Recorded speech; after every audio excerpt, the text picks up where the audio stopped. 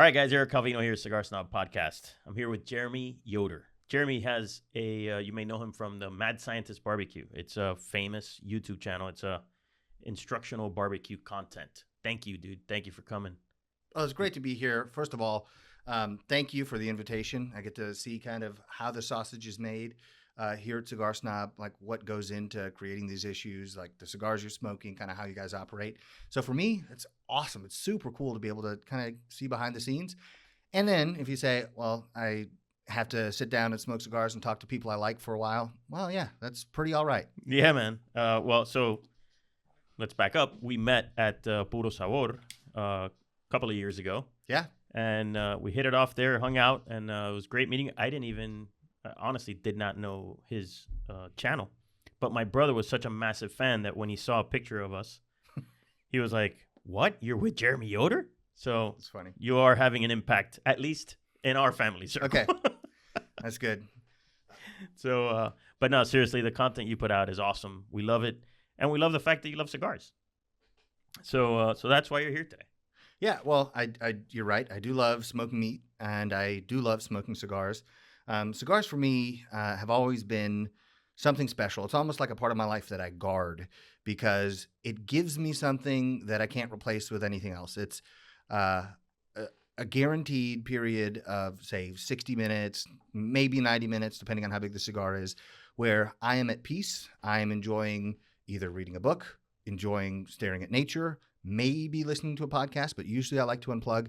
And it's like a hard reset for my brain and what I might be anxious about or depressed about or, thoughts that are running through my head. I get to unplug from all that and just enjoy something that is truly spectacular. And one of the coolest things I learned when I met you in Nicaragua was how many hands go into producing each one of these cigars. It's a lot of work. And it's much appreciated, at least on my end. So being here, hanging out with you, smoking great cigars is a lot of fun. Cool, man. So let's talk a little bit about your roots, right? You come from an Amish family, which means that you don't know technology very well. That part is true. And some of that technology deficiency crept into Cigar Snob today. Oh, so it's just yeah. You don't let the Amish in; they'll destroy your electronics. Yeah. So in the interest of full disclosure, this is the second time we're doing it. So anyway, so let's talk about your Amish roots. So you grew up Amish in where you guys were in Kentucky? No, I was actually born in Michigan. Michigan. And that's where my family was when we were Amish. My parents left when I was in elementary school. I was 5 or 6, so still very young. And to summarize why they left, it's my dad kept getting caught breaking the rules, and my mom kind of thought the rules were arbitrary. And so they were both kind of like, maybe we should stop being Amish. And so for me, it meant, we have electricity in the house now, and we're going to get a car, and we're going to get a TV, and I can go to the store and buy clothes, and that, it's not just handmade clothes by my mom, So there were a lot of changes, but still my grandparents, aunts, uncles, cousins, I have well over 100 first cousins, those Amish family sizes, and the vast majority of whom are still Amish. So when I go see family, it's like getting plugged right back into that world. And it's a different pace of life, a different set of circumstances for them. What they're worried about on a day-to-day basis is so far removed from what most of the people I know are worried about, because they're thinking about the weather and their crops and, their livestock. Exactly. Yeah. Or they're thinking about their kids. It's like, well, we need to get little Jimmy. He's gotta get married off here soon. And it's such a change of pace that it's nice, to kind of go visit that every once in a while. So the Amish roots are definitely still there. Still go see those members of my family. But I spent the vast majority of my life not Amish. So I should be better with technology than I am.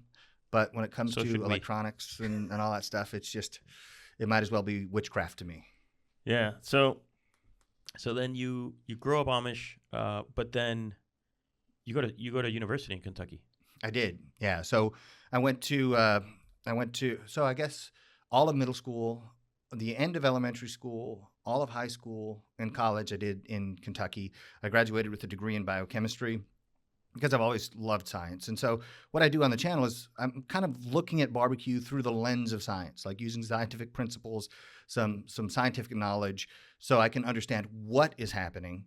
Because to me, it's more important to understand how a thing works than it is to understand first do this, then do this, then do this. Because if you understand the how that is underlying everything that you're doing, well, you can adjust it to different circumstances. If you only know do this, then this, then this, if one thing changes, you're stuck. Yeah. Yeah. And so I think looking at barbecue through the lens of science just gives us more tools at our disposal to better understand what's happening. And, with the cigar world, sometimes I'm thinking about, I wonder what the nitrogen content in the soil does to the wrapper. And I'm sure there are answers to all that. I don't know all those answers, but anytime I get to, be in the seat of a student and learn, like in Nicaragua, or just, the cigar knowledge that just comes out of your pores because you've been around it for so long, that's the most fun for me. I love to teach, but I even more love to learn. So you're writing the segues for me. So you love to teach. You were a school teacher, right? So yeah, how did you go from Kentucky to you were a school teacher in L.A. or Hollywood, right? Yeah. So how did you were going to go? How did you end up in L.A. and becoming a school teacher? Yeah, it's biochemistry. A good question. Biochemistry major, and then you end up teaching kids in Hollywood. Well, it's a long, convoluted story. I mean, it's sometimes people ask me, how did you decide to be a YouTuber? And they ask it as if I could see the end from the beginning. But no, it's just I happened to stumble into it. So I loved science. I thought that I wanted to be a doctor. So went to college to get a degree in biochemistry, and the plan was I'm going to go to medical school. But I did some internships, I guess you would call it, in the summers in college, where I would it was part of this pre-med program where you'd shadow doctors and like follow them around and see what life is like for them. And one thing I noticed is that the doctors I followed around were mostly miserable. They've done very well for themselves. They live in a nice house. They drive a nice car. They have nice things. But they were markedly unhappy. And most of them were divorced. And I thought, I don't know that this is what I thought it was. Because I thought it was, you go be a doctor and everybody's happy and you make good money and you get to help people and you get to high five kids who are, struggling through cancer, Yeah. That's kind of what I thought it was because that's what had been portrayed by, media depictions. Yeah, it's like your romantic view of this profession. Exactly. It was the opposite of cigars, though, because the more I learn about cigars, the more romantic cigars are to me. The more I learned about how, the practice of medicine works, the less romantic it was for me to do that. So I decided when I was a junior that I didn't want to go to medical school. And so after I graduated, I moved out to LA and I was going to graduate school full time because I wanted to study Hebrew and Greek. I basically wanted to be able to understand the Bible in its original languages because I thought that makes perfect sense after a degree in biochemistry.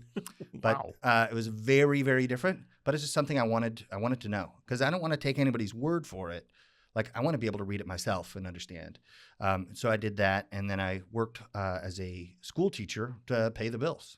And I did the teaching for 6 years in LA at a private school in Woodland Hills. It kind of catered to the children of the rich and famous. There were 50 kids, grades 1 through 12. So a very non-standard teaching experience, but yeah, for sure. It was helpful in what I learned as a teacher. I'm not one of those people who's like, my kids teach me way more than I ever taught them. I think if you're a teacher and you say that and you mean it, you should get fired. Because if your kids are teaching you way more than you're teaching them, you're not doing your job. Yeah, clearly. Granted, you can learn things from your students. It's not what I'm saying, but I basically learned what was effective in teaching. Okay, how can I explain a thing so a kid understands?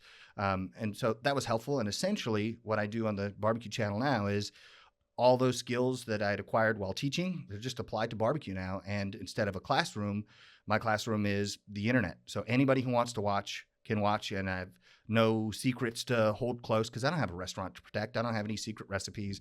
I don't have like a cookbook where I'm like withholding all the best recipes or something. It's what I know, the audience knows, because it wasn't very long ago that I was in their shoes. I was just trying to find out any information I could. And any kind of gatekeeping or blocking of information I found really distasteful. So I don't want to do that to anybody else. So it's like, anything I know, I will teach you. This YouTube career that you've built for yourself is the confluence of these two, of like this biochemistry career, because, you know, in cooking, there's a lot of that going on, and then and teaching. So I think it's beautiful. You couldn't have designed it that way, you know? And so I think that's really neat that worked out that way. At what point, as a school teacher, did you start to barbecue? That's a good question. So after I moved out to LA, like I said, I was going to school full time and teaching full time, and it was just a grind. I was either writing papers or grading papers. It seemed like it had taken over my life, and I needed some kind of outlet where I could disconnect from all that was going on and just be completely engaged in a thing. Didn't really matter what it was. I was trying to think, well, what's some kind of hobby that I could do? And I thought, meat, good. Fire, good. Me cook fire with meat, real good. Works. And so I thought, this would be fun. So I went and bought what I thought was the Rolls Royce of smokers. It was a 3-in-1 grill. It had a charcoal grill, a propane grill, like a little offset smoker box on the charcoal grill, and it had a burner on the other side. And I thought, well, this is the Mount Everest of grills. There's nowhere to go from here. Turns out I was completely wrong, which you learn as you get into a thing, things you thought you knew for sure, you find out, oh no, I was just ignorant and dumb. And so I started doing barbecue on the weekends because it was my way to unplug after a week of going to school and teaching. And I started cooking every weekend. And then it was not just every weekend, but during weekdays, I would drive my wife nuts because I would set alarms so I could wake up every 30 minutes overnight to, finish a brisket cook during the week. And it became, it was an interest, then it became a hobby, then it became an obsession, and now it's become my career. And it's not that I saw that this was a possibility. It's just I kind of stumbled into it. And really... We'll get to that. Yeah, okay. We'll get to the stumbling into it part. But were you that guy that brings in the brisket to work? Whatever you're cooking, you were bringing it to work and having everybody taste it? Was that happening? I did that a little bit because I just loved the process of cooking, even more than eating the food. I just enjoyed the process. I love the eating of the food. Yeah. Well, I like eating the food if I haven't been involved in cooking it. Like if I had nothing to do with it, I'm like, sign me up. I want to eat everything. But if I've spent 16 hours cooking a thing, I'm not really interested in eating it for myself. Like I'm interested in spending 16 hours cooking a brisket and then hopefully introducing people to that kind of barbecue. Maybe you've never had it before, or somebody who maybe has had it before, but they would really appreciate a great brisket. So at the school, I would bring in, brisket and ribs and various things that were just an overflow of what I was cooking at home, and it was too much for, my wife and for me to eat by ourselves. Do you have a trick to reheating ribs? I don't know that I have a trick. Or a tried and true method? Yeah, so you can put them, you can wrap them in foil, put them in the oven, and set the oven to like 200, and it'll slowly raise the temperature, and so you won't really overcook them, but they'll be a good serving temperature.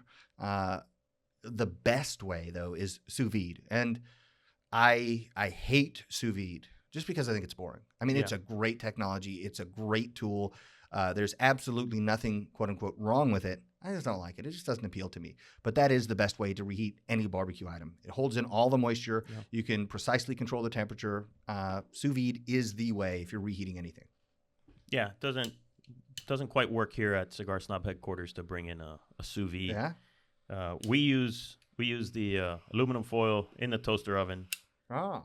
For low. And that's really the only thing we got. But so then you're teaching, you're barbecuing, and then how do you go from that to having a YouTube channel? Yeah, there was one thing in between. I started a catering business because I was killing myself working at the job teaching because I would teach my first like biology class at 8 a.m. School would be over at 2:30, and then I would immediately be tutoring kids from other schools. So say they go to make Sierra. extra money. No, I didn't make any extra money, actually. I was on salary and was just required. Oh. Yeah. They paid money to come and get tutored. So say a kid goes to Sierra Canyon or Notre Dame or Chaminade or Harvard Westlake or any of those, fancy schools in LA, and they have to make sure they get an A in their class because their parents have decided you're going to Harvard, only A's. They would come see somebody like me to make sure that they know everything they need to know. They're going to get an A on the test, an A in the course, et cetera. And so from 2:30 until usually about 7:30, I'd have to be tutoring. And then on the weekends, I would have to come in and do the chemistry lab because there were only 50 kids in the whole school. Everybody's on their own kind of individual education program. So the only way we could do a chemistry lab is if we came in on the weekend, and that was the only thing going on. So we could, run labs with them. And I was just getting beaten down. And if I had to sum up my experience teaching, I love the kids, love to see their eyes light up when they understand a thing. When you make a connection and you see, oh, they get it. They feel like they're empowered. They're going to, have some sense of ownership over their own education. That was super rewarding. Loved that, but I hated the job. And it was a struggle to survive financially. Kids are getting picked up in Rolls Royces and Ferraris, and I'm struggling to pay my rent. I'm going home that night and telling my wife, hey, we may have to pay rent on the 3rd this month. We just can't pull it all together. We'll pay half now and the rest on the 3rd. And we were just struggling. And I thought, this got to get better than this. I got to do something different. And I thought, well, I really love barbecue. If I got a smoker big enough and I could feed large groups of people, like 300, 400 people, well, then I could make my salary, I could make a month's worth of salary for me teaching in a single big barbecue event. I was like, that's the play. So for the entire last year that I was teaching, I would finish teaching at 7:30. I'd go get in my truck with everything loaded up. I'd drive out to the desert where I had my smoker parked. I'd cook overnight, do a barbecue gig, clean up, come back, cook in the desert overnight again, go to a barbecue gig, clean up, go home, sleep for a couple hours, go to work again on Monday. And it was just a grind. But that is a grind. At the end of it, I quit teaching and had a bunch of barbecue gigs lined up. Then the catering business, it was 2018 when I started that full time. I quit teaching, and it was starting to go really well. Started to have kind of upscale clients who were hiring me for stuff. It was really awesome. Got to meet a lot of cool people. And then, I don't know if you heard about it, but there was this thing called COVID. We didn't hear about it in Miami. Yeah, well, in LA, it was a big deal. So I was like, well, at first, the news broke, 2 weeks to slow the spread. And I was like, oh, man, yeah. 2 weeks off. 2-week break, yeah. And then back to work, man. I'm getting after it. Turns out it was a lot longer than 2 weeks, and there were reporting gatherings of 10 or more and stuff. And I was like, well, that's not good. And my wife was 6 months pregnant at the time. And she wasn't planning to work after our daughter was born. And I realized pretty quickly making $0 was not a sustainable plan for our future, right? And so I was like, we got to figure something out. You're good. You were Nothing gets by me, Erik. And so what I did was like, okay, I can't do catering events, but I can make YouTube videos. They can't stop me from doing that. And if nobody watches them, that's fine. Or if people think that I'm a moron, it doesn't bother me. That's fine. But I want to try it. So I started making videos every week, started putting them up. And the channel really started to take off, really started to grow. And by the time kind of all the COVID mania calmed down, YouTube had become the main thing. And so I didn't even start the catering business back up. I still do catering every once in a while. If there's a company I really like for instance, if you called me up and you're like, hey, could you do like a barbecue thing for Cigar Snob? I'm like, yeah, I'll do it, But if it's like, hi, my name's Bill. I need you to feed 300 people at a wedding. I'm like, I'm not really in that business anymore. Or if it's like a charity, like there's a Down syndrome charity that I like to do stuff for. But now it's just making the content, trying to empower people to make the food in their backyards that they've always wanted to make. So we have to back up a bit because we already mentioned your Amish roots. Mm-hmm. We mentioned your lack of technology savvy. And so how did you go from, being so technology agnostic to producing these YouTube videos? And there's a lot of things to consider when posting videos and the algorithm and all that stuff. So how did that work? Well, the answer to that is twofold. So one is I'm very fortunate that my wife is, number one, very creative. Number two, interested in video and film and editing, all those things. So when I had suggested to her, I bet you I could make, YouTube videos, just like teaching barbecue. It was right in her wheelhouse because she'd always wanted to film and edit and create these kinds of projects. And so she jumped at it and said, yeah, absolutely. And I was like, okay, I guess we're going to do it. We're off and running. Yeah. And so we made the first video, put it out. People seemed to respond well. I was like, I guess we try another one. Made another one. They seemed to respond well. And what I do in front of the camera is important, but it's at least as important who's doing the filming and the editing. So my wife is kind of the unsung hero of Mad Scientist BBQ because without her, no videos are getting made. Yeah. So a lot of people don't know that, but I want to give her credit for the immense amount of work that she puts in. The work that I do is primarily in front of the camera, so I get credit for anything that I do. But what she does, a lot of times people might overlook it, but she does a tremendous job. Yeah. Yeah, no, there's no doubt about it, right? Because you said you posted a video and people reacted to it well. What did react to it well mean in terms of views? Did you come out of the gate with a ton of views? I mean, how did that growth happen? Yeah, that's a good question. It's been a while, but I think if I remember correctly, the first videos did pretty well. What I meant when I said responded well was people were saying things like, "Oh, this was really helpful. Thanks for posting." Or they'll hit the subscribe button, which is a way to say, "Hey, this is good stuff. Keep doing it." Yeah. But the first videos, I don't know how they did in terms of views. I could probably try to look it up. Nah. But if you don't want to, that's fine too. Yeah, I was just curious how quickly the channel grew. Yeah. Grew enough to make you say, okay, yeah, we can make a run at this, right? Yeah. Well, it was probably 4 months in to making videos consistently, and yeah, it just it's something that grew because I think I was putting a lot of effort into it, and it wasn't primarily a recipe type of content. So a lot of people will do content where they tell you a recipe, add this much of this and this much of that, and put it in here for this long at this temperature, and that's how you do it. For me, I wasn't really interested in that. You can get that in a cookbook. What does this medium of video provide? Well, it provides an opportunity for people to see what's happening, for me to provide a detailed explanation of not only what I'm doing, but why I'm doing it. If you understand the why, you're a lot more empowered to handle these things yourself. And and then part of it is, I think, answering questions people naturally have. So I ask a lot of questions. You've been around me. I ask lots of questions. Yep. I'm like pestering everybody. What about this? How do you say this in Spanish? How do you say this in German? What do they say in Austria? Like you know kind of how I am. And so I tend to ask a lot of questions. And then the YouTube videos are just me trying to answer those questions that I have. And by answering your own questions, you're kind of covering, a good chunk of the questions that are out there. Yeah, and a lot of people get sucked into this vortex of, I must work for the algorithm. Like, what does the algorithm do? Or they'll think, I have to use these tags, and I have to use this kind of picture, and I have to use this kind of title. I didn't worry about any of that. All I thought about was, okay, I'm going to make videos that I would want to watch. And my standard was, if I would want to watch it, that's a video I would want to publish, Yeah. And a lot of people get caught chasing trends and stuff. But for me, if I want to feel good about the content that I'm making, I have to be happy with it.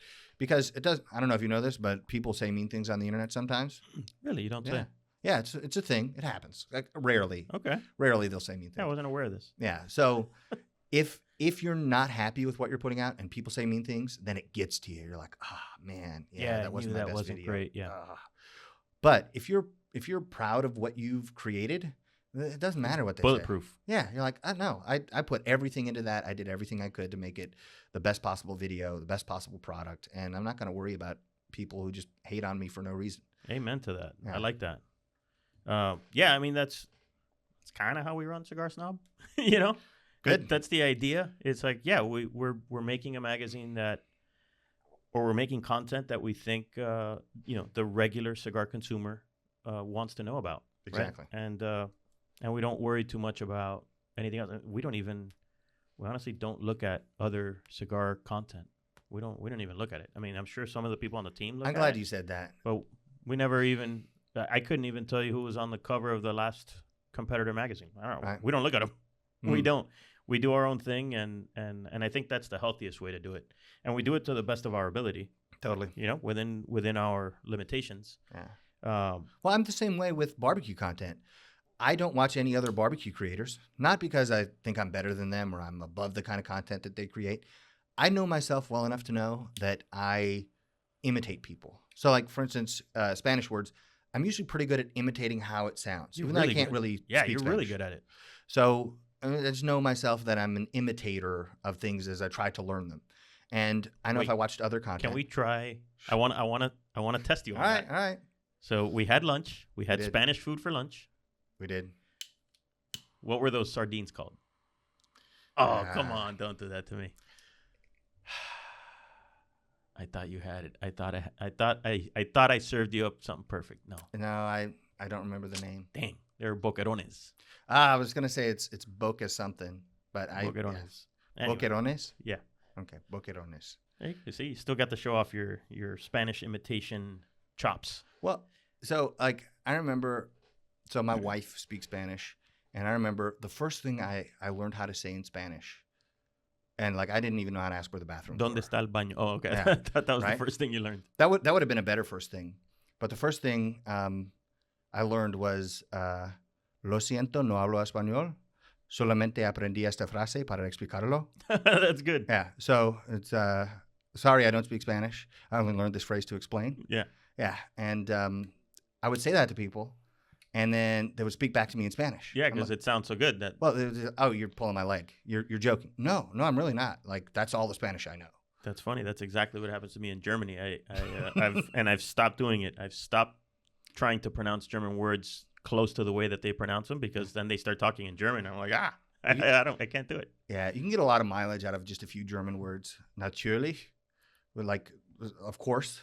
It'd be like claro. Yeah. Or naturally. That's what it sounds like. Yeah.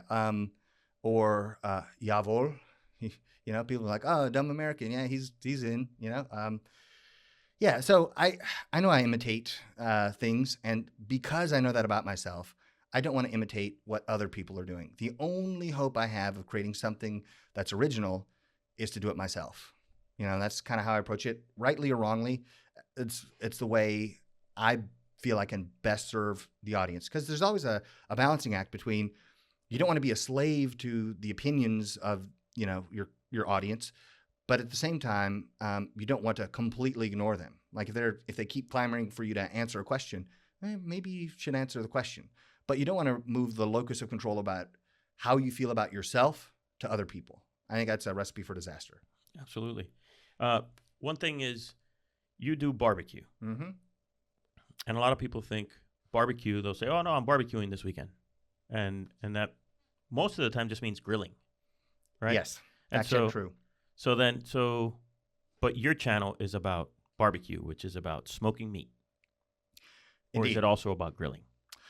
So the channel is any kind of cooking meat with fire finds a home on my channel. So whether it's Argentine style open fire, if we're doing, say, like a whole pig asador style. That's something I love to do, something I would do on the channel. But there is a distinction for barbecue nerds between barbecue and grilling, and confusing them, to put it in cigar terms, is like confusing a Swisher Sweet for a premium handmade, premium cigar. So grilling is, in barbecue terms, hot and fast. So you're searing off a steak, or you're grilling some chicken breasts, or you're grilling vegetables. High heat, short duration cook. Whereas barbecue is low and slow. Just like barbacoa, that's where we actually get the term barbecue, because that's a weird English word for a thing. Yeah. Barbecue. It's long cooks at relatively low temperatures, because you take undesirable cuts that have a lot of connective tissue and they're really tough and nobody wanted to eat them, But if you cook them for a long time and you make it smoky, it's delicious. And it's kind of a universal thing. You don't have to acquire a taste for smoked meat. It's like sugar. You could give it to anybody. You can give it to, small children. They'll be like, give me some more of that. And I think that's one of the reasons why it's something about barbecue is very visceral, very primal. Like I cook meat with fire, and my great ancestors cooked meat with fire. Yep. It's something that's always been a part of humanity. It's something that will always be a part of what we do as human beings. God willing. And yeah, that's why I think it's powerful. I was at my brother's house for his birthday, and I was cooking. And he has like this, nice bar area, and you've talked to him. He knows his bourbon and loves whiskey. And it's raining outside. It's miserable, and I'm doing the cooking, so I got to go out to run the fire. So I tell everybody I'm gonna go out and check the fire. So I go out there, I poke around with the fire, add some logs, kind of blow on the embers, get the new logs lit, and then I look up and I notice that my brother and all of his friends are standing around the smoker in the rain, when they could be in the bar area having a nice glass of bourbon and be watching TV. Well, there's something about food and cooking meat in particular that draws people together, like moths to a flame. It's like if there's meat being cooked with fire, there will be dudes who show up and watch. Guaranteed. Yes. Guaranteed. I was going to say, when you were saying that, you said people would go to the fire, but most of the time it's men. Correct. Like, we just have a connection to it, and there's nothing you can do about it. Yeah. Like I said, God willing, this continues, right? Like Agreed. In perpetuity, right? No more Beyond Meat for me. Yeah. No, thank you. I'm convinced also that the fake meat is going to be one of those things that we learn of in like 20 years. Like, oh yeah, it turns out it's really bad for. I don't know that. I have no evidence. Don't sue me, any of these companies. But I think it's one of those things like cigarettes. They promoted this thing, the Kent Micronite filter, back in the day, because now it's going to be safer. It's going to filter out this tar. Do you know what it was made out of? Asbestos. Yeah. And they didn't know. And so who knows? It could be completely fine. I don't know. I'm not a doctor, as we just discussed, but I'd be reluctant to eat it. Yep. So where do cigars? When do cigars enter the picture of Jeremy Yoder? When does that start to come in? So probably my earliest memory of cigars were my dad used to smoke cigars. They weren't fancy. They were inexpensive machine-made cigars, but he used to smoke cigars. And I remember thinking, he also smoked cigarettes. And I remember thinking, cigarettes smell horrible, but those cigars smell really good. I would find excuses to go be around because I would smell it and be like, that smells so good. That's my first introduction to cigars. And then when I turned 18, I was in college, and I was thinking, I've never smoked cigarettes, but I think I want to try cigars because they always smelled great. So You did that on your own? Yeah. I love that. Yeah. So that's kind of how I get into things. I decide I want to do a thing, and then I'm all in. There's no half measure for me. So I went to the local cigar shop when I was in college. It's called Fayette Cigar Store. Walked there from my dorm room, and I walk inside, and I bought my first premium hand-rolled cigar. It was Hecho a Mano. So I was like, okay, this is the real thing. Loved it. And so once a week, I was working. Do you remember what that was? It was called Quorum was the brand. So it's a J.C. inexpensive. Newman brand. Yeah. It's a value brand. Yeah, super inexpensive, and it's what I could afford at the time. And it was great.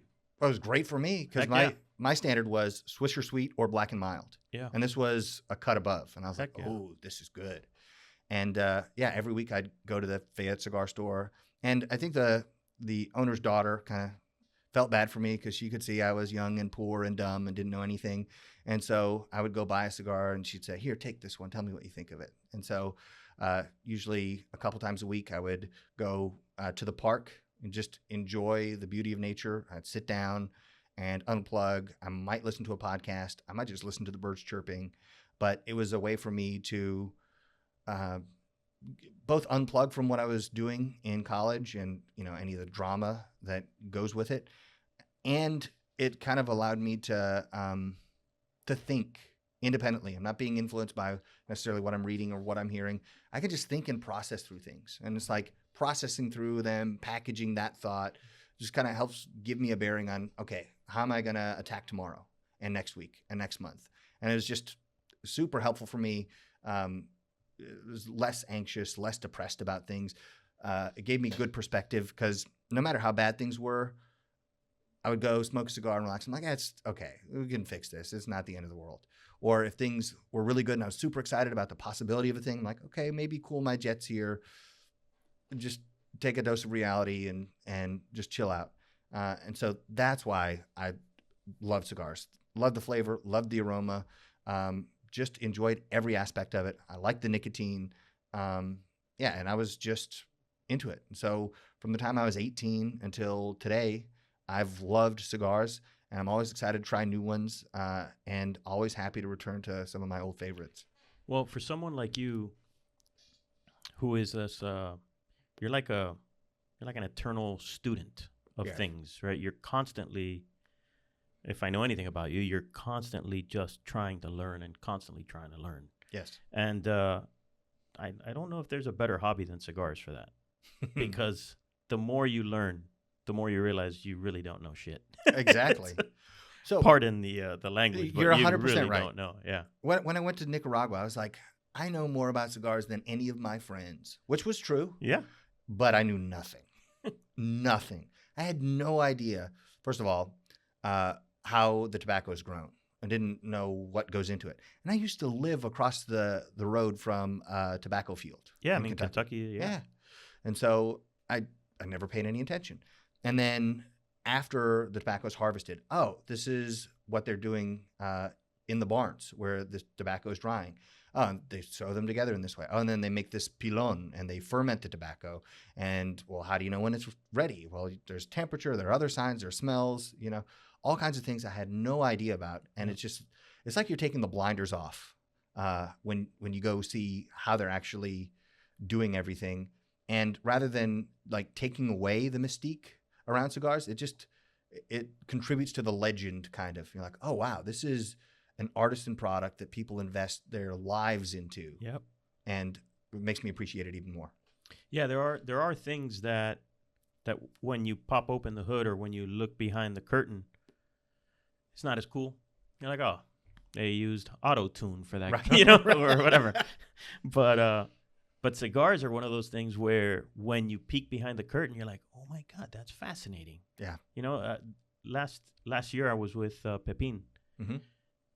Now, we've got a special relationship with these people. We've seen their factory grow from a little one in Little Havana to this massive operation in Nicaragua. They were here in Miami? My father's, they started here in Miami, in Little Havana on Southwest 8th Street. Wow. Okay. And so I've sat down with this guy.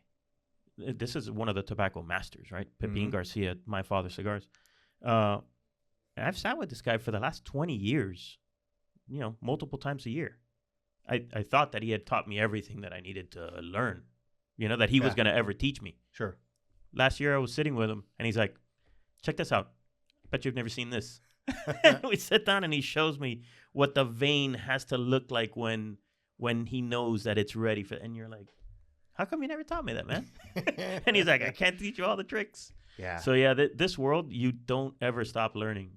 It's so for a person like you, it's ideal, right? Yeah. I mean, I don't drink, but I get high on information. I love to learn new things because that's what's exciting for me. Like I would say 90% of traveling abroad, like what appeals to me about it is I get to go and see and learn new things. It's not, I'm going to go sit on the beach and, that doesn't appeal to me at all. Yeah. But recently went to Spain and got to see, this is how people live in Spain. This is what the buildings look like. This is what people like to eat. This is what people like to do. And all of that is fun for me. So whether it's cigars or the people of Spain, I love to learn.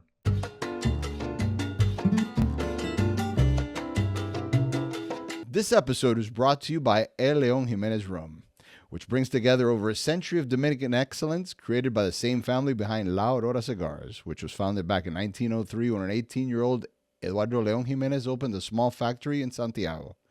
At a time when the Dominican cigar industry was still in its infancy, the León family was already building what would become one of the cornerstone legacies of the cigar world, rooted in tradition, craft, and Dominican excellence. And now the same legacy lives not only in cigars, but in a glass. The León Jiménez 110 anniversary rum was created to celebrate 110 years of La Aurora's history.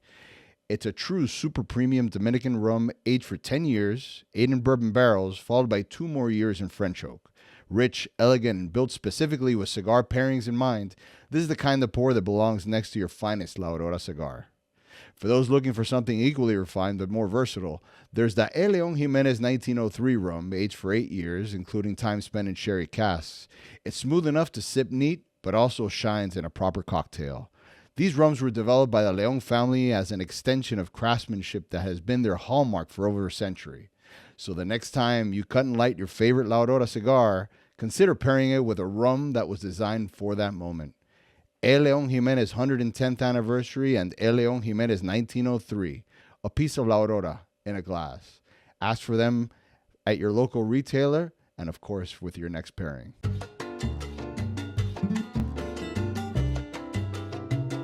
On the barbecue front, coming back to barbecue, what is your ideal smoker? I mean, it is as a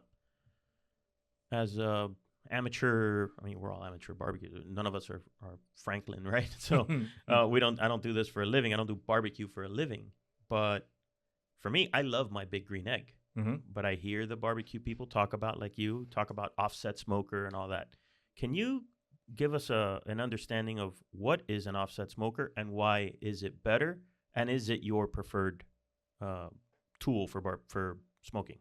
Yeah, good question. So I have to admit from the beginning, I'm totally biased in favor of offset smokers. It's my favorite way to cook because I like being involved. I like managing the fire. I like all that. If you guys don't know what an offset smoker is, basically it's 2 tubes that are welded together. The smaller of those tubes is offset, so it's lower and to the side, and that's where you build the fire. The larger chamber is where you cook the meat, and then you have a stack on the opposite end that pulls the air through, and that's how you cook with that kind of smoker. And the best quality product you can possibly make would be on an offset smoker. But for most people, it's not the right answer. For a lot of people, pellet grills are the right answer because they can set the temperature and walk away. They don't have to be out there every 15 to 30 minutes, tweaking the fire, adding a log, logs, right? all that stuff. If you're doing it to enjoy the process, there's nothing better than an offset smoker because you can be involved in every aspect of the cook. So if at the end you made good food, that's 100% because of what you did. But most people can't devote, 12 hours on a Saturday to cooking barbecue. They have other things that they got to do. They got to take their kids to soccer practice. There's college football to watch, man. There is college football to watch. But a pellet grill is super convenient. And then kind of probably somewhere in between, you have a big green egg, Kamado Joe, those kinds of cookers where you can do a little bit of everything. So on a big green egg, you can smoke a brisket. You can grill a steak at 700 degrees. You can cook a pizza in there. Mm-hmm. You can do all kinds of stuff. I am a big green egg devotee. Yeah, so there's a lot to commend it. If you need one grill to do everything, big green egg is your best answer. But it's not the best at any one of those things. So if you wanted to get something only for grilling, there's probably a better grill out there. Only for low and slow barbecue, probably a better grill out there. But if you have like one unit to rule them all, like Lord of the Rings barbecue, it would probably be a big green egg or a Kamado Joe or something like that. Yeah, what I like about it is what I make most in terms of smoking is ribs. And what I love about ribs on the big green egg is that once they're done, I can pull them off, open the grates, let the temperature go up, and then I can put a little sauce on it and then finish them on the grill. Because I like the ribs to have that little touch of grill, right? Little crispiness, little grill marks. Here in Miami, we have Flanagan's.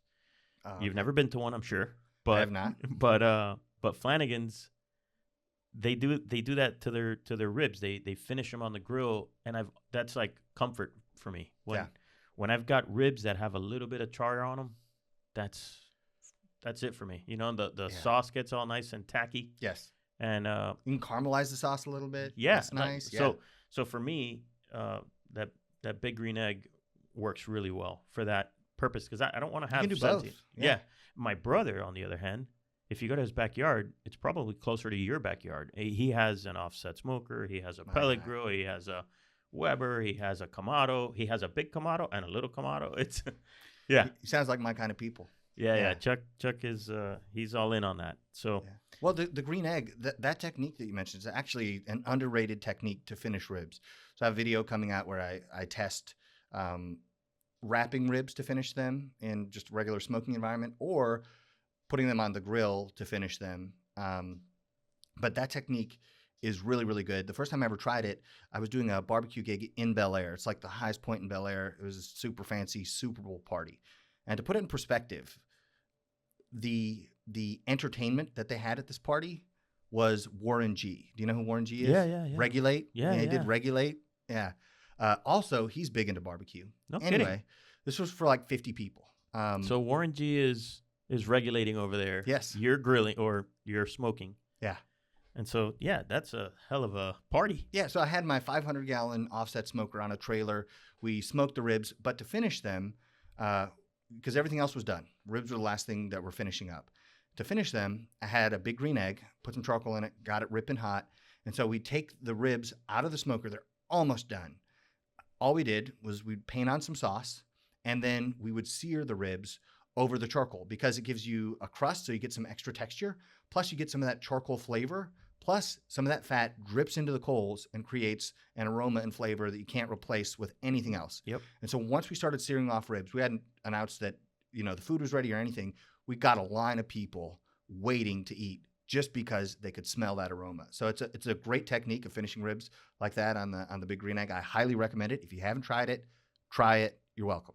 Yeah, that's good stuff. Now, let's do some Q&A here on the barbecue front. So you already said offset smoker is your method. Which cut of meat do you prefer? I mean, you're kind of known for the brisket. I think if I looked at your channel, the majority of there's more content about brisket than anything else. Yes, because it's the one that people are the most interested in. Yeah. Because it's so difficult to do well. That's my favorite thing to cook because it tells me if I've done a good job or not, better than any other cut. So there's a lot of forgiveness if you're cooking a pork butt. Like you can kind of mess it up and it's still really good. Yeah. Or beef ribs. You can kind of mess it up and it's still amazing. Whereas brisket, if you mess it up, it's not going to be very good because it's a horribly uneven cut of meat. It's got two different muscles. The grain runs in two different ways on those muscles. There's a layer of fat in between. There's a thick side. There's a thin side. There are big parts you got to trim off. You got to trim off some of the fat, like shave it down. And then you got to cook the thing, And that's why, because I enjoy the process so much, that's why I like cooking it because I get to do everything that barbecue is all in one. Get to manage the fire, get to manage temperatures, get to manage airflow, alter all those, choose how I'm going to wrap the meat, how I'm going to finish it, how I'm going to take it to whatever its final temperature is. Because I get, 100% involvement in that, it's my favorite to cook. But in terms of eating barbecue, my favorite thing to eat is probably beef ribs. It is the king of barbecue. It is the Mount Everest of barbecue. It is the best bite you will ever have in barbecue. If you get beef short ribs, it's the 3-bone beef short ribs. They're only 2 on an animal. That's why they're so expensive, but they are so special. You cook them and there's so much marbling internal to the meat structure that every bite is super juicy like it's Wagyu. You get smoke on the outside. You get the crust because you cook them pretty hot and you have texture and then you have all the flavor, just the uber beefiness that you get with the short rib because different cuts will have different flavors, not just different fat content. They will actually taste different. And the short rib has just kind of the purest beef taste, I think, of any cut. I think so too. I mean, it's like if you don't like meat, don't get that. If you like meat, it's for you. Well, I mean, it's dinner and a show because when you get one of these, you have this huge, gigantic bone, and there's like a 1.5 pounds of meat, sitting on top of this bone. And so it's just a spectacle in and of itself. And then you get to eat it, and you're like, oh, I've never had anything that good in my life. Yeah, it does look like a giant dinosaur bone just landed on your plate. Yes. Yeah, it's cool. And so what about wood? What is your preferred wood to smoke with? Give us some pros and cons of some woods.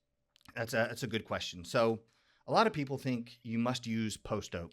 And the reason behind it is because Aaron Franklin uses post oak. And for all of those of you who don't know, Aaron Franklin is like barbecue Jesus. Yeah. So it's like what he says matters a whole lot. And because he uses post oak and people think Aaron Franklin said post oak, I must therefore use post oak from now until eternity. It is the only way. Well, I've cooked with the exact same post oak that they use at Franklin Barbecue. Javier at, I think it's Chief Firewood, he provides all the wood. It's great. But post oak is a sub variety of white oak. And having cooked with that same wood that they use at Franklin Barbecue and having cooked with white oak in Kentucky and California and a handful of other states, you know what post oak tastes like? White oak. So how you run the fire is far more important than the specific variety of wood. Now, there are some differences in flavor. I wouldn't deny that. But my personal favorite is pecan. I think it balances the right level of sweetness and smokiness with the color that you get on the meat. To me, it's my favorite. But I usually cook with white oak because it's readily available. And what's readily available in any given area is usually their traditional barbecue wood. So you go to the Carolinas, well, what's readily available there? Hickory. What's their traditional barbecue wood? Hickory. Go to Central Texas. What's readily available? Post oak. It's everywhere. Where do they used to cook barbecue? Post oak. You go to West Texas. What's everywhere? Mesquite. What do they use to cook meat? Mesquite. Granted, mesquite is an extremely potent wood. I wouldn't recommend it. If you do that, you're going to have to take measures to limit the amount of smoke you put on it. Or you could be in the Pacific Northwest. What do they use to smoke fish up there? Alder. Why? Because it's there. So if you know how to run the fire, you can alter the flavor profile to suit whatever you want. There's some trends, like oak is a generally very round smoke profile. It's not too strong. It's not too mild. Cherry gives great color, even though it's not a ton of smoke flavor. Hickory can be a little bit spicy if you use pure hickory. And then mesquite is very, very potent. If you smoke with too much mesquite, it can kind of taste like you're licking an ashtray, which I wouldn't recommend trying. But yeah, any hardwood you can use to make great barbecue. Any hardwood. Any hardwood. Okay. So, what's the biggest failure you've had barbecuing? Ooh. You mean on any individual cook, or just the biggest snafu that's ever happened to me with barbecuing? Yeah, on a cook that it just... Okay. So this is my maybe third week of having a barbecue catering business, right? And the way I kind of launched the business was I would do pop-ups at breweries because the licensing to serve alcohol and food was difficult to get in LA. But if you have a brewery, you can have a tasting room. And if you bring in outside food, well, that's fine. So I started doing that.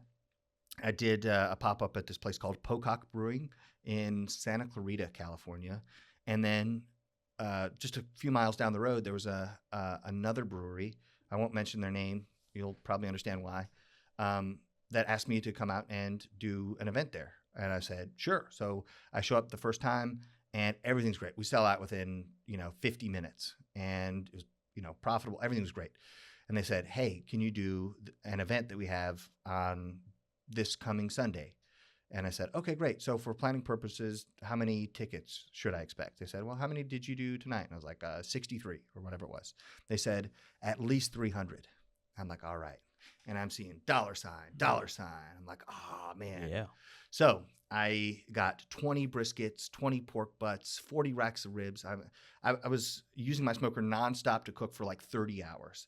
I hired extra people to come in and help. Like, we were loaded for bear. I got the highest quality ingredients I could. I got Creekstone Farms for all the beef. And, I was invested into this probably $4 or $5 grand in just meat costs.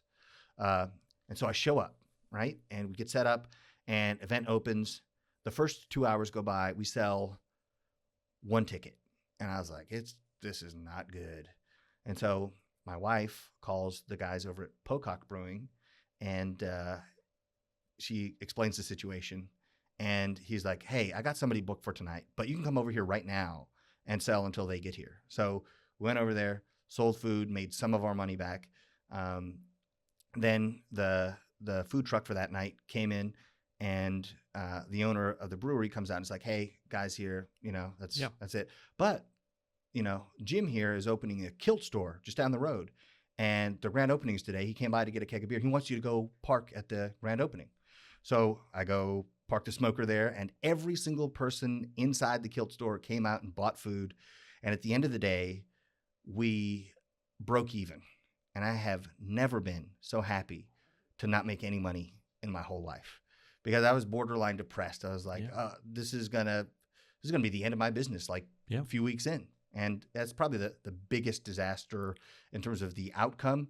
But the worst cooking incident was I had just gotten a new smoker, have it loaded up with briskets. There's tons of grease in the bottom of the smoker, and there was no lip between the cook chamber in this offset smoker and the firebox. And so what was happening is the oil was getting superheated and eventually caught fire, right? And when I opened the door, it's like the whole thing just goes up. Yeah, you and gave it a ton of oxygen. Yeah, shooting out everywhere. It's like a scene from Backdraft. That was wild. And then I put on a hoodie and those insulated barbecue gloves, and I'm reaching in and throwing briskets out, trying to save them. Yeah, that was a disaster. That doesn't sound good. But on the first brewery that told you 300 and you ended up selling one, there's no recourse there. You don't say, dude, what happened to the 300? Yeah, so there's a way you can do it. I didn't know it at the time. I was like, oh, awesome. Thanks, guys. Thank you so much.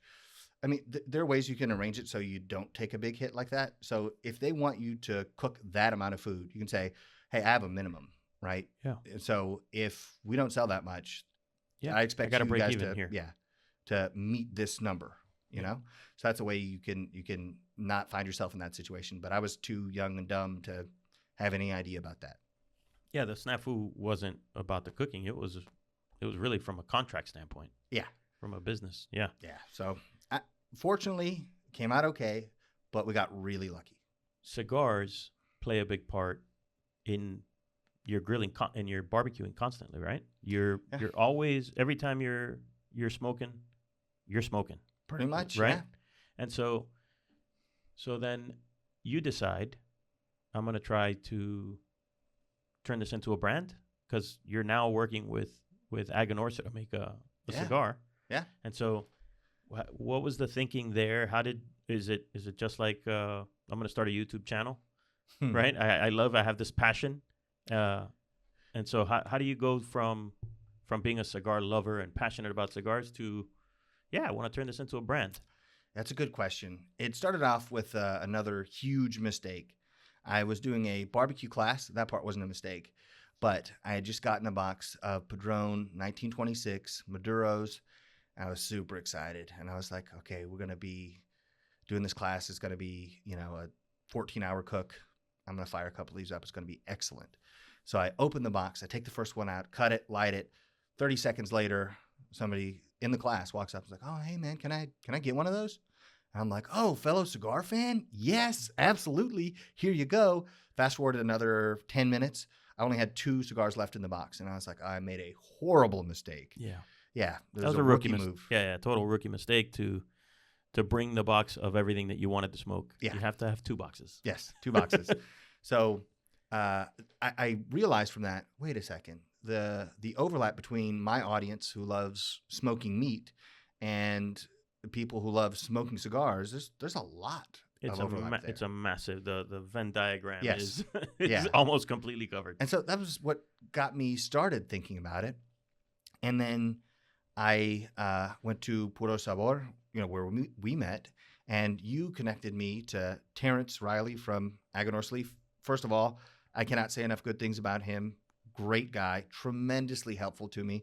And we started tossing back and forth ideas about a blend that we could work on, because I was thinking, I have this platform. I know lots of my friends who are in barbecue love cigars, and I've been passionate about cigars for so long that I would kick myself if I didn't take the opportunity. Because I discovered there are 2 kinds of regret in life. One regret is the regret of having tried and failed. And that stinks, but I can get over it. The regret of never having tried is the one that gnaws at you. And, you wake up at night and you're thinking about stuff, and that's the one that gets you. And so I thought, well, I could try this. And if it doesn't work out, it doesn't work out. At least I stepped up to the plate. It doesn't matter if I struck out. I had the courage to try.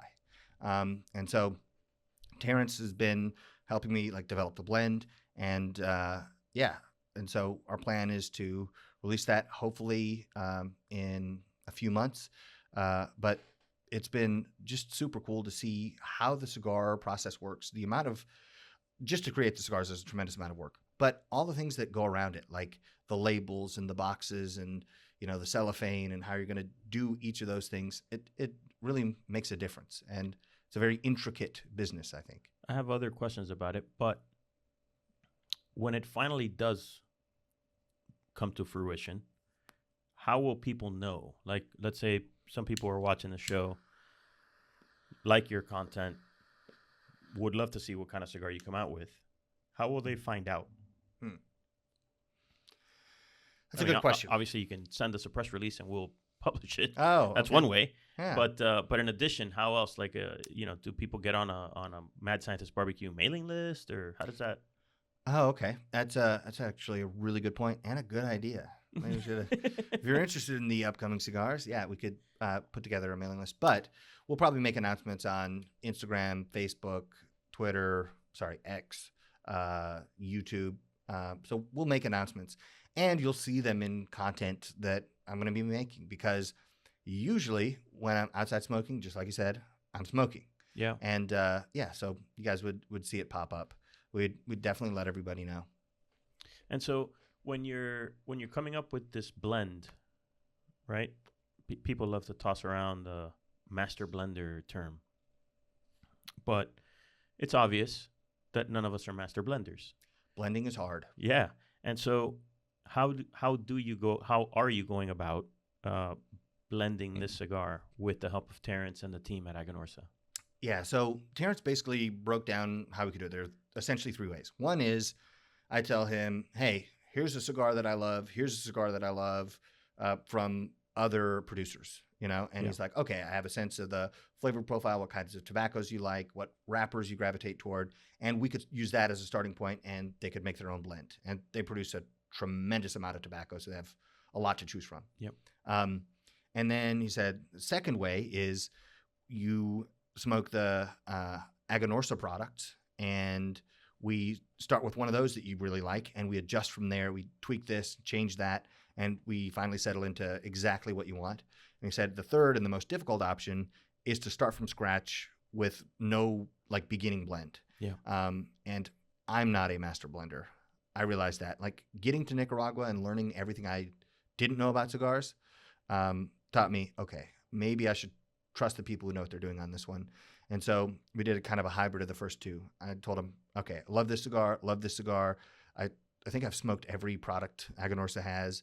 And I told him the Aniversario, the white label, is the box press one. Yeah, I think it's a Lancero. I think it's that's a phenomenal cigar. I think it was number 3 cigar of the year for us a few years back. Yeah, so that was my favorite. I also really like the Aniversario, the Maduro. Yeah, I like that a lot too. But that box pressed Aniversario was my favorite. And then I got several blends and smoke those, give feedback, talk about it with Terrence, then get another set of blends, take copious notes, give feedback, talk about it, and then we kind of honed in on, okay, this is the wrapper, binder, and filler combination that is exactly what I'm after. Cool. And so is that where you're at right now? Yes. Yeah, basically. So now it's get a name I am not infringing on anybody else's intellectual property with, which has actually been the primary holdup, because I was going to do Mad Scientist Cigars, and then no, because there's a Mad Scientist THC vape or something, and I guess that's too close for the damn vapors. Yeah. So yes. So we're working on that. It's probably going to be something like Mad Scientist Cigar by Aganorsa Leaf, or some way to distinguish it as being a Mad Scientist product in collaboration with Aganorsa Leaf. And then it's labels and boxes. Cool, man. That's exciting.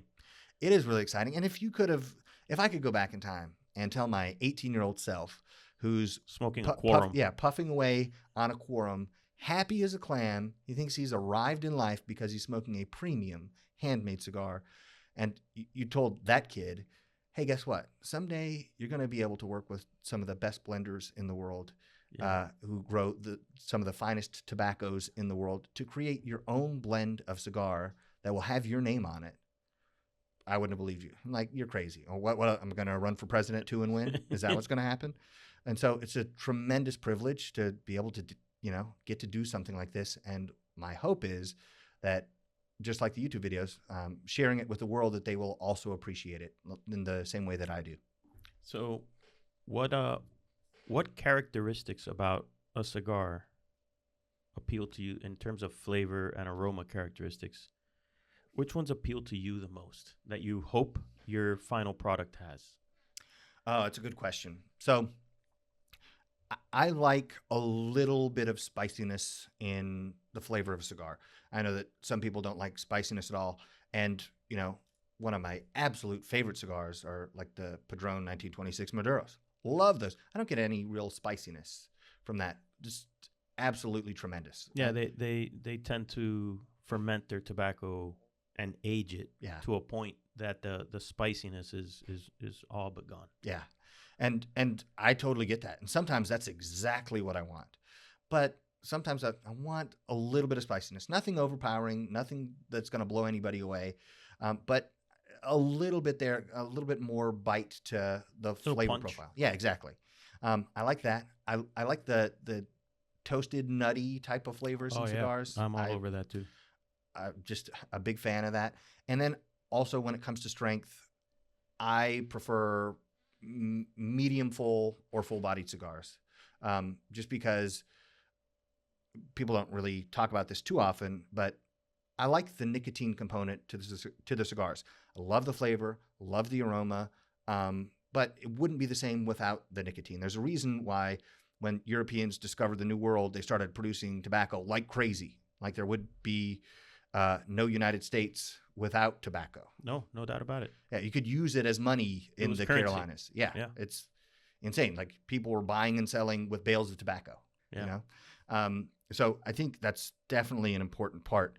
So I wanted to have a sufficient amount of strength because nicotine, it improves cognitive function. There are all kinds of scientific things. I like the way I feel when smoking a cigar. Let's put it that way. Yeah. That much is absolutely 100% true. I can absolutely verify it for you. But other things that I'm looking for, I want to be able to retrohale a cigar without my eyes watering and just snot running down my nose. I don't want it to be that strong, where it just lights you up. Because to me, it's an entire different component of cigar smoking. It's like a new spectrum of flavors that you can pick up on when you retrohale. So I like the flavors that get in the mouth, flavors in the nose, the aroma. I think to really get a great sense of that, you have to be kind of outside and you walk in and you get that first burst of aroma. But yeah, those are the flavors that I really like in other cigars. Kind of a woodiness in flavor too. Sometimes I'm a fan of that. If there's too much of that, I think it can overpower. Yeah. But good balance. What you're describing with the nuttiness, maybe not so much on the spicy side, but the nuttiness and the woodiness, which I imagine you're referring to cedar. Yeah. That's the most attractive wood in cigars. That's like a classic Cuban cigar.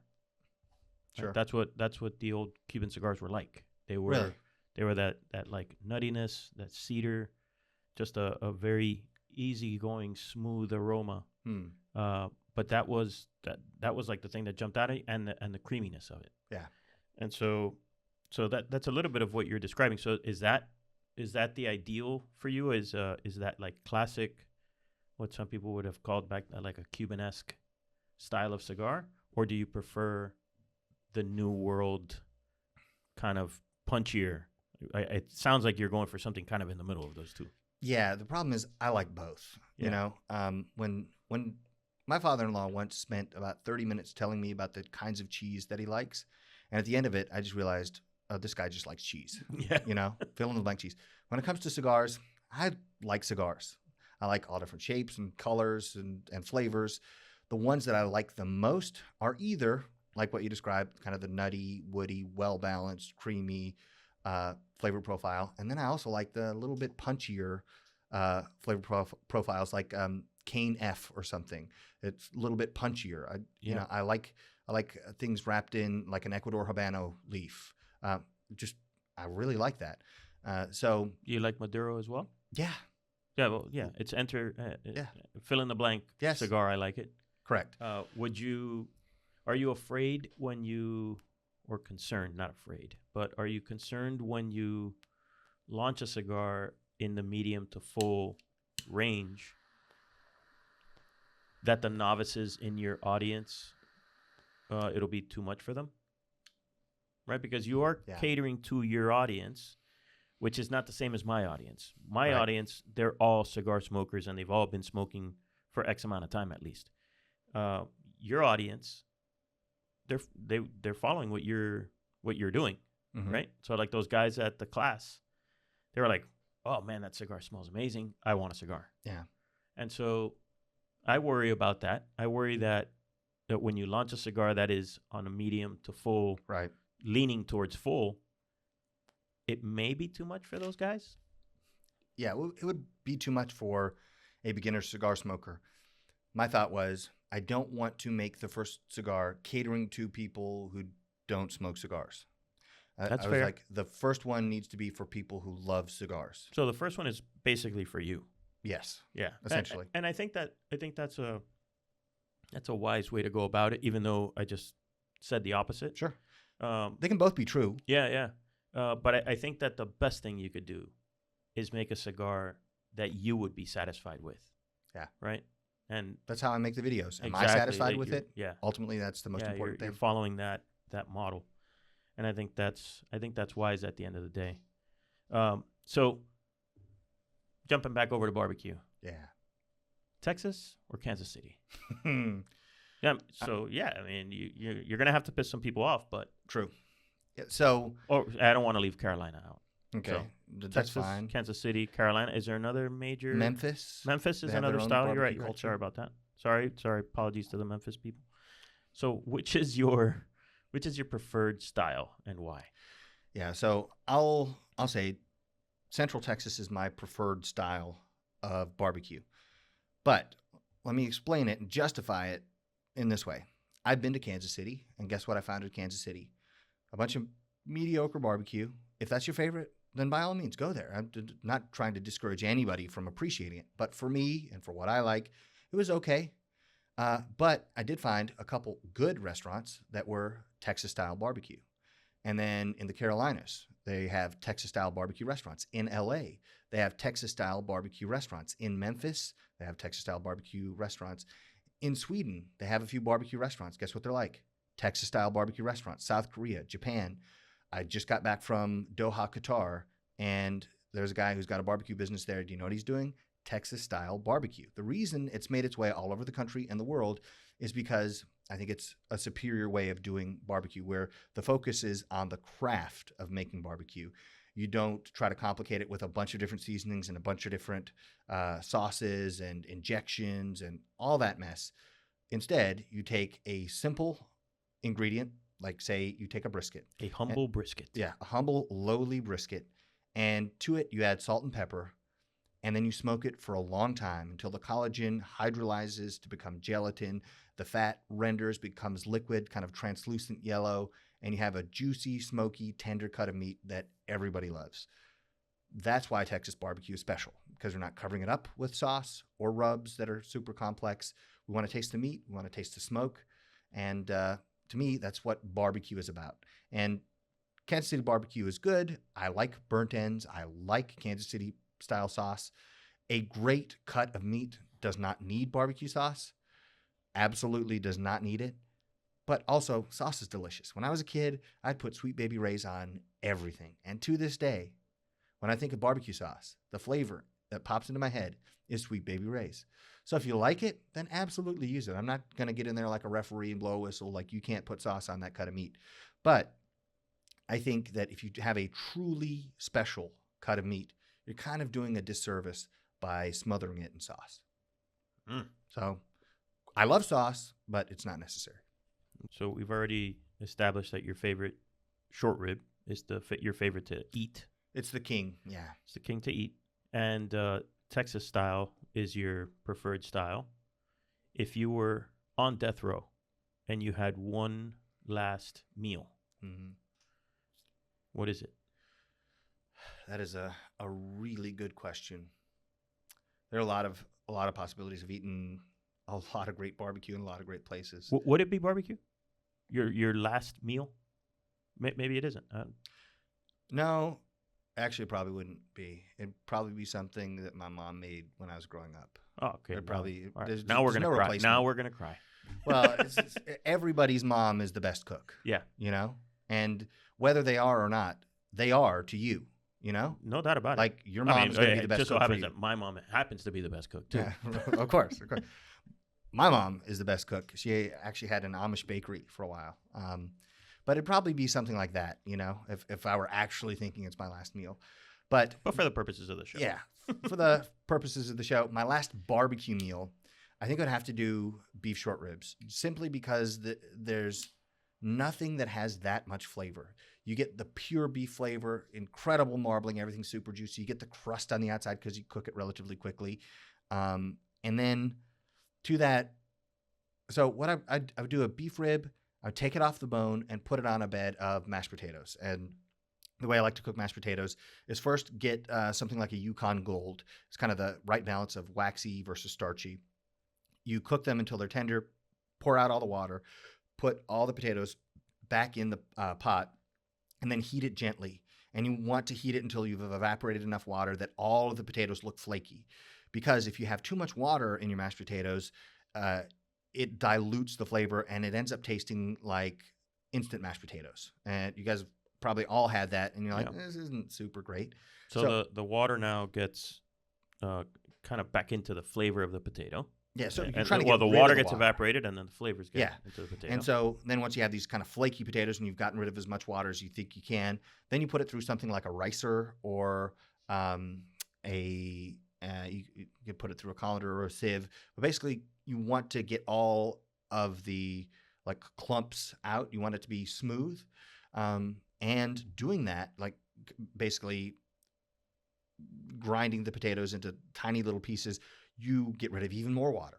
And then the liquid component that you add, first I would start with a double cream. So you get heavy cream and reduce it by half, really concentrate that flavor. It just gives it an unctuous like texture and flavor. It's spectacular. You add that, you add some butter. You can add Parmesan cheese. You can add garlic. You could do rosemary. It's at that point, the flavor profile is what you choose. For me, which one are you putting? Oh, I'm going garlic. I'm going not rosemary. I'm going thyme. And I'm going a little bit of Parmesan cheese. Also with the potatoes, I would cook them with Parmesan cheese rinds in the water because you start to infuse that flavor. And the cheese rinds I'm not going to eat. And so it's a way to extract the flavor from them and put it into another dish without having to, grate more Parmesan. Are you starting a mashed potato channel? No, I love mashed potatoes though. But you mix them all up and then you just melt a little bit of butter and put it on top. If you get like Kerrygold butter or grass-fed butter, it really enhances the flavor. Beef rib on top of that. And then I would put probably like some demi-glace on top. And so you roast beef bones. You then make a stock with them. So like beef bones and vegetables. You extract all the collagen, like all that goodness and richness from the bones. And then you reduce that stock and reduce it more and reduce it more and reduce it more. And so you have this, it's almost like a syrupy consistency, and it has more beef flavor in it than you can really even imagine because it's got the flavor of, say, 100 pounds of beef bones in 4 ounces. Yeah. Yeah. And so put a little bit of that on there. And to me, that would be barbecue perfection. Damn. That's good stuff. I'm not hungry because we just had lunch, but damn, that sounds good. It was great, by the way. So thanks. No, thanks to Terrence. Well, yeah. Well, actually, next time I'm in town, we'll cook barbecue. I'm in. We'll bring it by the office. You don't have to twist my arm on that one. All right. So we've got we've got your favorite barbecue. We've got we've got it all. I think we've covered it, man. Yeah. Yeah, I think so. Can I ask you some questions? Yeah, Is that okay? yeah. What kind of flavor profile is like your go-to in cigars? Like your comfort zone? Yeah, you kind of described it. Mm. Like I said, with that nuttiness and I like sweetness, Mm-hmm. a balanced sweetness. My number one thing in cigars for me, for my personal consumption, is balance.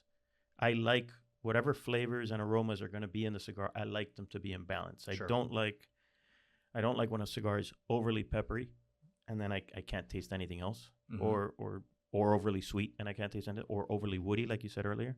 But I do like that cedar, nuts, cream, sweetness, and a tiny bit of the sweet spice, right? Mm-hmm. Like a baking spice, or Yeah. I do like that I like a cigar that is nuanced, Yes. if possible, Yes. right? And you can't get that when you go too strong. Right. It's very, very hard. I shouldn't say that you can't get that, but it's incredibly difficult to have a cigar that's nuanced and has all these different flavors. Do you think that's because there are too many flavors? There's too much strength, or in order to get the strength, they make sure not to over ferment, and like the additional fermentation is where you get the complexity. Well, you can over Okay. ferment and then lose too much. So that's the magic, right? Mm. How far do you take that tobacco? So that's where it's an art. Yeah, this whole thing of cigars is the perfect like crossroad between art and science. Mm. When you're there and you experience it like you did, but even more so, and the festival is a great way to experience that. By the way, I mean, shout out to Puro Sabor and Pro Cigar. They are both fantastic festivals, and I would recommend them to anyone that wants to really learn more about this and get into this world even deeper. Mm-hmm. And by the way, you don't have to have the goal of launching a cigar or a brand to attend the festival. You can attend it. Oh, totally. Yeah. Attend it just as a consumer and enjoy it. Most 10 people out of do. 10. Highly recommend. Yeah.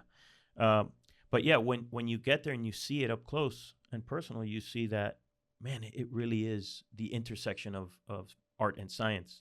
It doesn't happen without some incredibly knowledgeable people and passionate, because they have to be passionate to do it. This isn't these aren't widgets. You can't just keep pumping them out. When you do, you lose the quality of the product, right? As soon as they become a widget that you're pumping out, it's not going to be the same product. You can't do it without love and passion. It's just impossible. So yeah, I like that. I like that profile, that like nuanced. It has the delicate flavors, but has enough nicotine in it for me to feel satisfied, right? But having said that, I love a cigar that when I finish it, I want to light another one of that same one. Yeah. I'm a huge fan of that. Yeah. I finished it. It's down. It's now getting bitter because I've smoked too much of it. I smoked it too far down. Put it down. I want the cigar that I want to immediately light another one of the same one. Yeah. I like that, and that is also, by the way, part of the classic Cuban style. Gotcha. That was very much a part of it. Cuban cigars in their prime were not overly strong. Okay. They weren't so intensely flavored. They weren't intensely peppery. In fact, you didn't get a lot of pepper in those classic Cuban cigars. I see. And the reason that we keep talking about Cuban cigars in that way, even though we don't rate Cuban cigars, we don't deal in Cuban cigars in the magazine or in any of our content, but the classic Cuban cigars are the blueprint. They are our benchmark for cigar smokers. That's the benchmark where everyone's trying to hit when they're making cigars, or it should be. And so for me, in our magazine and in our world of content, we value that kind of cigar above all others. Having said that, the last few number ones have been very intense, powerful Maduro cigars, which are not like the classic, but our panel has 5 smokers and everybody has their input. Sure. But you asked me what I like, and that's the style I like the best. Gotcha. You know, Aganorsa, by the way, has a lot of that, right? Like that aniversario is very much along those lines. I like it a lot. I also like the Arsenio, the classic Arsenio, that little blue Arsenio one. Agreed. They make. I mean, Aganorsa, they from the very beginning that's the goal of that company, is to make cigars that harken back to that classic Cuban style. Yeah. So yeah. Okay, that makes sense. Say you're on vacation somewhere. How many cigars are you smoking in a day? When I'm on vacation, it depends on the locale that we're at, right? Like we just got back from London, and London is tough.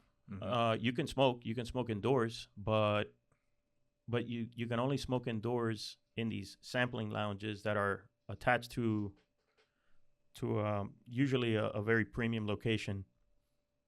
And it isn't like sorry, I'm kind of hijacking your question to say something else.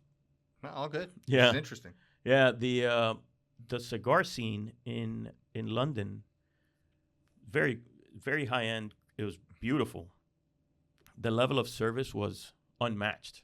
There aren't cigar stores here that give you that level of service. But what it didn't have that camaraderie, that it didn't have that feel that you have when you walk into a cigar store in the U.S.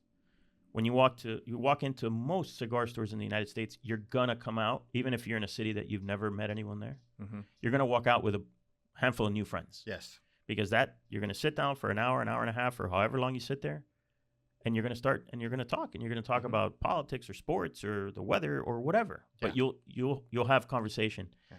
But you have this in common. Correct. And that's enough.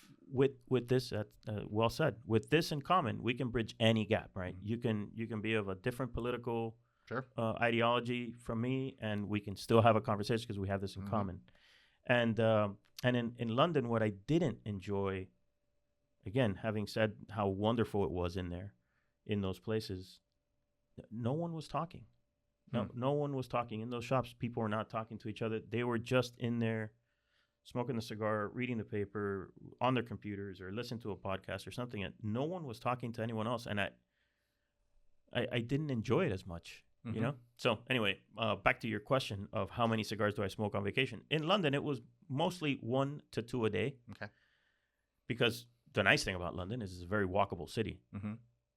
So you can walk all over, and we'd smoke a lot on the walks. But then in other places, if we're staying out in a cabin or that kind of vacation, it'll be 3 or 4 on a vacation. It all depends on where we're at and how conducive the location is to smoking cigars. Gotcha. I just need a justification to tell my wife that I'm not smoking too much. Yeah. I don't have to do that. I can't even give you advice on that because cigars pay for the bills in my house. Fair enough. And so I don't have to justify anything. Like the mortgage got paid, car got paid. Yeah. Then Fair enough. What you mentioned about the cigar lounges, though, I think it's very true. So my office at home, I have inline fans installed, so I can smoke in my office. So it doesn't matter if it's 110 degrees outside or if it's 20 degrees outside. I'm smoking in 70-degree weather year round. Yeah.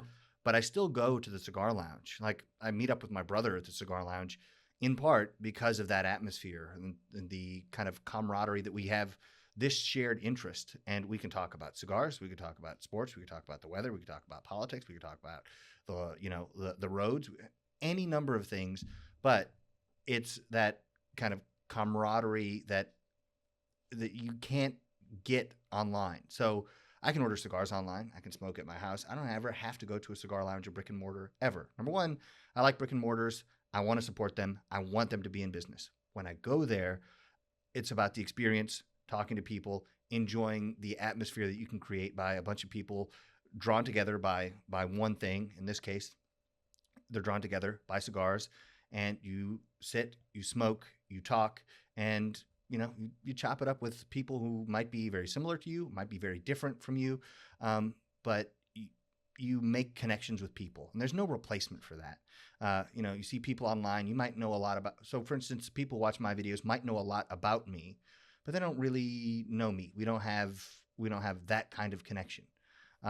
Meeting people in person, talking to them, going to these physical locations. I walk into their humidor, I'll buy a cigar or two and sit down and enjoy that process. So I go to a place called Executive Cigar in Simpsonville, Kentucky. I meet my brother. It's kind of halfway between us. And, it'll be Monday night. We show up at 7 o'clock and we just get to enjoy that. So if you aren't making shout out to Executive. Yeah, shout out. Great guys over there. Yeah. They're super awesome. And, if you're not going to a local cigar store, you're missing out on some of the cigar experience that could be yours if you're just ordering online. And it could be because I was tremendously helped by the local cigar store when I first got into college. Went to Fayette Cigar, and they helped me out. They gave me some free stuff. They kind of pointed me in directions. They were super nice, extremely helpful in like finding what I wanted. And they kind of knew I was dumb and young and broke, and they helped me. And so I will always have a special place in my heart for that particular cigar store and brick and mortars in general, because I think, well, I know for certain I'm not the only person that's happened to. There are other people who've been tremendously helped. And when I lived in LA, there was a cigar store called Smoke and Sticks. I don't even know if they're in business anymore, but I used to go there, and it's like the same guys. I don't know that one. Yeah, it was off of Balboa. The same guys, right, could be reliably found there, not because they didn't have homes, but because they enjoyed that camaraderie. And in a lot of places, it's kind of like a brotherhood that people are missing out on, a lot. Being part of kind of fraternal organizations isn't super common anymore, but I think it's like a necessary and normal part of life. Not to say that, if there's a woman in the cigar lounge, it's bad. No, it's a good thing. Yeah, of course. The more cigar smokers, the better it is for us, Yep. And I wouldn't ever try to exclude anybody. But there's something special you can't replace that you get by going and sitting in a brick and mortar lounge, chopping it up with people you don't know, or an old buddy you see every Thursday when you go to the lounge. Yeah. Either way, it's fun and something you shouldn't be missing out on. Yeah, I think that people say, you gather with like-minded people, right? Mm-hmm. People say that all the time. They like to say like-minded people. In the cigar world or in a cigar shop or retailer, like-minded just means that we all enjoy cigars. Yes. And that's all it should mean. Yes. Right? Beyond that, everything else, we'll cross that bridge. Yeah. But as long as we are like-minded in this, we can cross it. So exactly. With the barbecue content that I put, I have political opinions. I do a lot of reading, a lot of research, and I'd like to think I'm well informed. I don't discuss any of that in my barbecue content. Why? I don't like when entertainers try to tell me what their thoughts are on politics. I don't like it. I don't want to do it to anybody else. Yep. And ultimately, if you like cooking meat with fire, I want you to be welcome on this channel, right? All the other stuff you can figure out, but I want to give people something that they can enjoy together, because there's plenty of stuff out there to divide people. I don't need to do any more of that. Plenty of that. Yep. But uniting people in common interests like barbecue or cigars, I think is a good thing. I think it's good for you as an individual, and it's good for the society as a whole. 100%. Couldn't have said it better. So how do people find you? If they listen to this, they've never seen Mad Scientist BBQ. Sure. Where do they go? My home address is you can follow me on all platforms. So Instagram, Facebook, X, Patreon, YouTube, of course, at Mad Scientist BBQ. I have a website, madscientistbbq.com. You have merch and all that kind of. Yeah. So on the website, we have, T-shirts and stuff like that. I also make and sell offset smokers. We have a pellet grill that we just launched on the website, and more in store. Keep on the lookout for that. And then we have some accessories like leather barbecue aprons and things like that. So how all that on the involved- website. how involved were you in the design of the offset smoker? So I had 100% control over the design. The actual metal fabrication, in terms of like which welder they're going to use or how long this weld is going to be, I let them choose. But I'm in a very fortunate position to where I've cooked on basically every backyard cooker there is. I haven't cooked on everything, but pretty much. And so what that's allowed me to do is find out what works, what doesn't work, what I like, what I don't like, what's essential, what's unnecessary. And I could kind of distill that down into, okay, this is what I need so I can produce a great smoker and sell it at a fair price. Because we're not going to waste time with a bunch of features that nobody wants to use. We've streamlined the process so we can build them quickly, but we build them all in the United States. They're all made in Oklahoma with good-paying American jobs. If that's something important to you, it's something important to me. Yeah. And so they're built to order. So when you order it, they build it. It's not like they're sitting there. Right. Yeah. So, I mean, there might be one that's there or something. Yeah. But yeah. So for the most part. Exactly. So we have a lead time that's usually about 2 weeks. And most of our competitors, it's a year, 18 months. And the reason we have it set up that way is because I don't want someone to, pay me for a thing and then wait 18 months to get it. Yeah. Right. It's unfair to the customer. And then it creates all kinds of accounting issues. What we did is we streamlined it so we can build them super quickly, we can be super efficient, and get them to customers as soon as we possibly can. A lot of times it's less than 2 weeks, but I'm also kind of convinced that, I'm concerned when lead times extend past a year. I think that's probably not a good thing. I'll just say that. Yeah. Yeah, I would agree with that. Yeah. So, all right. Very cool, man. Good stuff. I thank you again for coming down, hanging out with us, dude, sharing your barbecue knowledge. It's been awesome for me because I get to see kind of how you do things here. You see the magazine, Not and sexy. I don't know the work that goes into it, but seeing how you guys have it set up in here, how we got all these cigars. You discussed how you do the blind tastings and what goes into those reviews, and there's a lot of work that you guys put in to create each issue. To see some of it is really cool for me. Cool, man. I appreciate it. Yeah, thanks for the invitation. It's been awesome. All right, cool. Well, there you have it, guys. Mad Scientist BBQ, Jeremy Yoder. Thank you for joining us, and we'll see you again next time. Thanks for watching Cigar Snob on YouTube. If you enjoyed that, be sure to like, comment, and subscribe. If you want to check out more of our content, go to the channel, and you'll see mealtime videos, podcasts, interviews with cigar insiders, and photo shoots with smoking hot models. And if you want even more Cigar Snob in your life, we will print a magazine and ship it straight to your house. It's a crazy idea, I know, but we're trying this out. CigarSnob.com to do that. And otherwise, we'll see you later.